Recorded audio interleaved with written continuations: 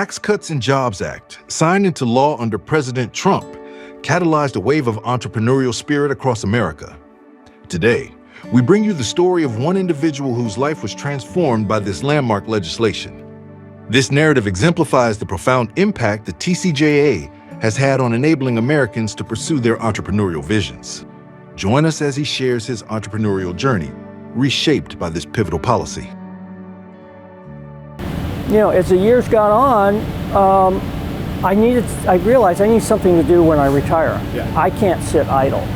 And teaching aviation became a great way to keep my hand in aviation.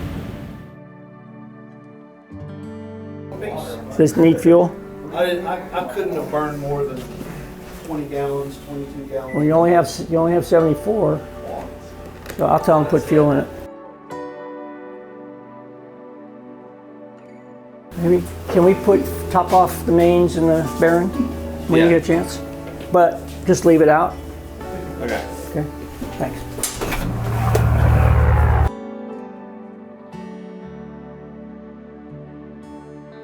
So I flew business jets for about 10 years in the 90s.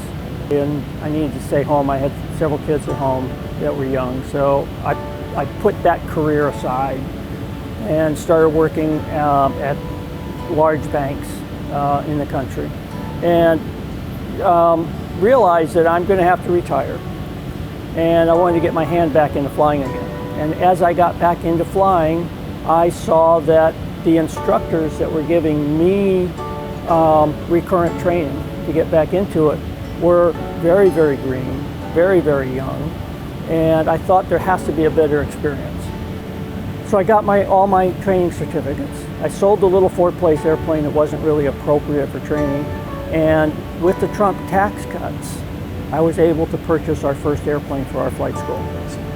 When I realized that we could depreciate 100% of that aircraft the first year, I was able to buy that aircraft, and then I got 100% of both our W-2 income withholding as a refund that jump-started our business and basically gave us the operating capital that we needed to operate and open the school, hire an instructor, and kick off the first year of our flight school.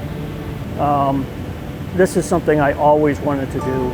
It was a real passion of mine to share my knowledge, to fly in the air.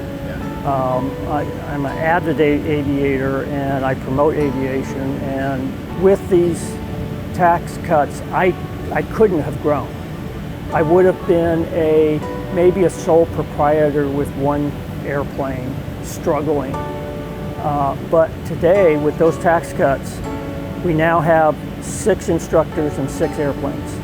And so that means that we're paying property tax on 6 aircraft. We're buying fuel. We're supporting the community. We're paying rent here at the airport. We're supporting the staff. So the impact, to me, it was significant and profound. So if the Tax Cuts and Jobs Act isn't renewed, taxes would actually increase on a lot of ways. How would that impact you? If everything were to stay the same without renewing the accelerated depreciation, I would be stymied where I am. I can't build this hangar. You can look behind you on that whole plot back there, that's for hangars. How many people is going to take to build that hangar, to grade the site and do the construction? So there's all that construction work that's just waiting. Yeah. That's just going to sit there. Nothing's going to happen. If the tax cuts are not renewed and the taxes go up, I don't have an incentive to stay in business. When the government spends money to incentivize, they are spending other people's money to do that. Okay, they're spending my money to create an incentive for somebody to build a business. A tax cut, on the other hand, is using our own money to provide the growth and expansion to our businesses. The difference is stark, and the impact is phenomenal. I know a lot of businesses that are able to expand their business because they're able to defer the taxes. Taxing quells growth just by the nature of taxes. It's our money, not the government's money. It is very evident that the government has a spending problem, not a revenue problem. I want everybody to understand the risks if we do not extend the Tax Cut and Jobs Act in this next congressional cycle. Tax rates will increase for every single level of taxpayer. That will impact 145 million American taxpayers directly. The standard deduction will drop from $15,500 to $8,000 for those who are filing individually, and from $30,000 to $16,000 for those filing jointly. That impacts 91% of American taxpayers.